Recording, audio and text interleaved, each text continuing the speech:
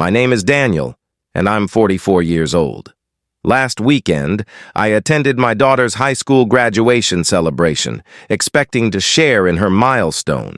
Instead, I was publicly shamed by the very child I raised and her polished stepfather. I didn't shout or fight back. I smiled, walked away, and then flipped their world upside down in a way they're still reeling from. Let's rewind. My daughter, Emma, is 18, a stellar student, valedictorian, and secured a full scholarship to the University of Wisconsin. She's the kind of kid you can't help but boast about.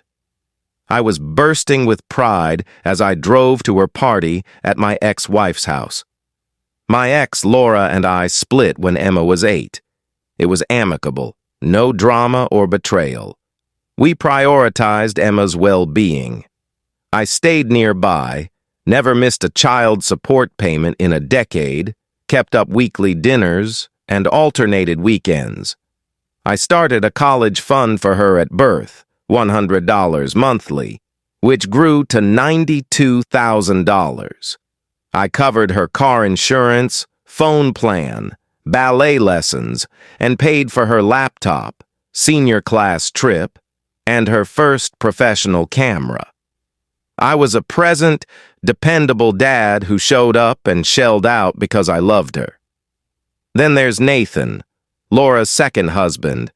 The guy's all charisma, polished suits, social media brimming with #hustle and #blessed captions, cruising in a leased BMW while renting a fancy house in an upscale neighborhood. He married Laura 4 years ago and went all in to become Emma's new hero. I didn't care. Emma deserved a solid home, and I stayed in my lane. Steady, quiet, reliable. The party was a classic summer gathering. Backyard grill, Emma's friends, teachers, neighbors, Laura's relatives, about 60 people. I brought Emma a gift, a high-end camera for her photography minor. It wasn't cheap, but it was thoughtful, meant to fuel her passion.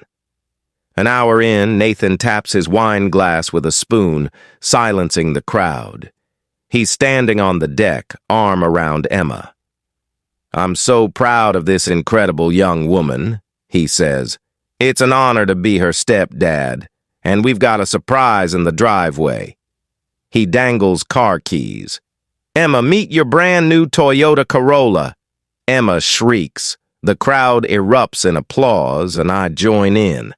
I was surprised, but happy for her. Then Emma takes the mic, her smile calculated, like she'd practiced this. "Nathan, thank you so much," she says. "Growing up, I always dreamed of a dad who truly showed he cared." My gut twisted. Something felt wrong. Someone who goes big to prove I'm important. "Nathan, you're the only father who's ever invested in me." She looked right at me. My biological dad never did anything like this. The backyard went silent, the kind where you hear the wind rustling. People stared at the ground. My cousin Marcus's mouth fell open. Emma continued, "Nathan, thank you for being the dad I never had." She hugged him, handed back the mic, and strolled off to check out the car. I stood there, frozen, no tears, no outburst. I walked up to Emma, hugged her, and said, "Congrats, Emma, I'm proud of you." Then I left, but every word she said was seared into my mind. That night, I sat at my desk, opened my laptop, and stared at the college fund balance. $92,116.47. Emma knew it was there, but it was still in my name, legally mine until I transferred it. I opened a new investment account and moved every penny. The next day, I called my insurance company and dropped her from my auto policy, effective month end. I canceled her phone line. If Nathan was her dream dad, he could pick up the tab. But I wasn't finished. I looked into the car. It wasn't a gift. Nathan had co-signed a loan with Emma as the primary borrower, $330 a month, No job, no credit. The real shock? He'd listed me as a financial reference without asking. When the bank called to confirm, I said I was no longer financially responsible for Emma and wouldn't back the loan. The bank panicked. An unemployed teen, a stepdad with heavy debt, and no reliable guarantor. 2 weeks later, the car was repossessed. Then the calls started. Laura was furious. "You told the bank you wouldn't help?" she demanded. "Yep," I said. "Emma said Nathan's her dad now. Let him handle it. She's just a kid. She's 18 and made a grown-up choice in front of 60 people. Nathan called next. "You made me look like an idiot." "No, Nathan, you did that by faking a gift and letting Emma humiliate me with my own money as your leverage." Then Emma called, sobbing. "Dad, why'd you take my college fund?" "Because you told everyone I never did anything for you. Why would I keep supporting someone who says I don't matter?" "I didn't mean it like that." "Then how, Emma?" "You looked me in the eyes when you said it." "But I need help." "Number, you chose Nathan as your dad. Let him step up." She hung up. I didn't call back. Emma's friends flooded social media calling me cruel, but my cousin Marcus posted the full story, quoting Emma's speech. The narrative shifted fast. Laura tried guilting me every few days. "Emma's working 40 hours at a cafe. She's drained." "Sounds like adulthood," I replied. "She wanted Nathan to take over. Let him. He can only cover her books." "Exactly. He made promises he couldn't keep. I saved nearly 6 figures for her, and she trashed me for a financed Corolla." Nathan tried again. "Can we sort this out, man? You let Emma paint me as nothing while you grinned. You wanted the spotlight. Now own the responsibility."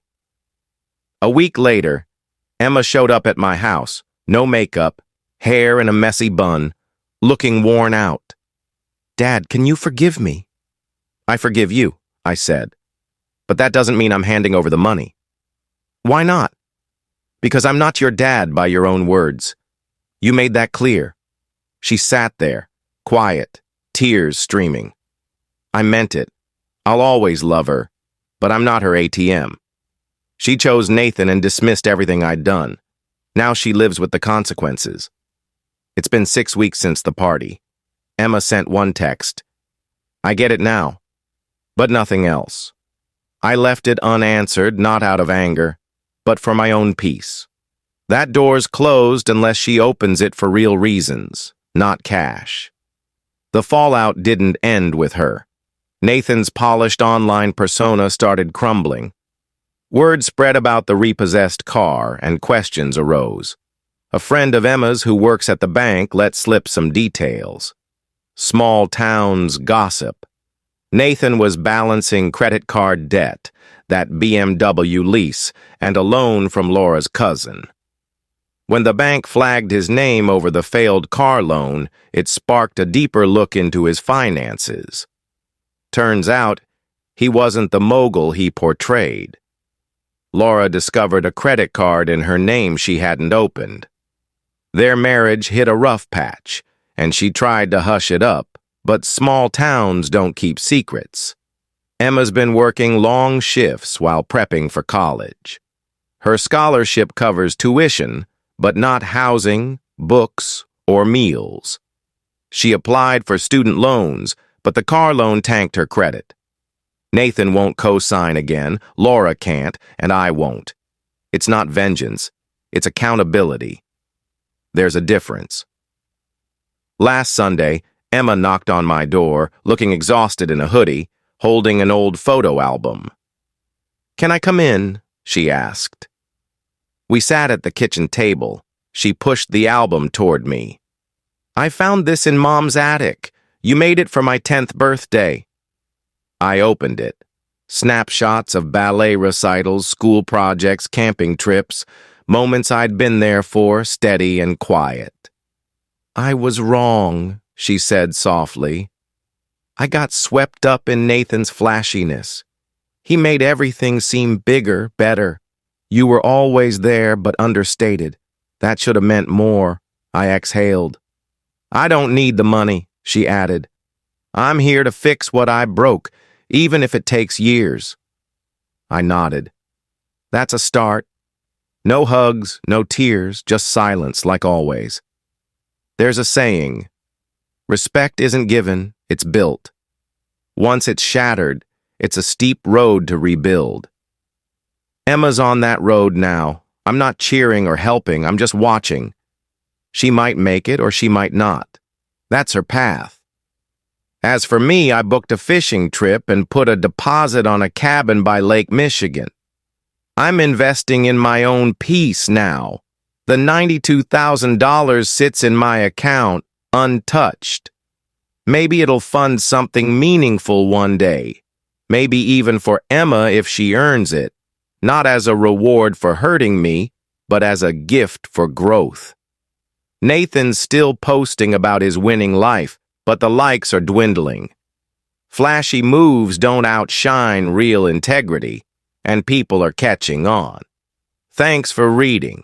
What do you think? Would you have let her back in or kept the boundary firm? Share below. Oh, and that boat I'm eyeing? I'm calling it New Beginnings, not for Emma, but for me. I'm finally giving myself one. Thank you for watching Story. Please subscribe and hit the notification bell for more real-life stories.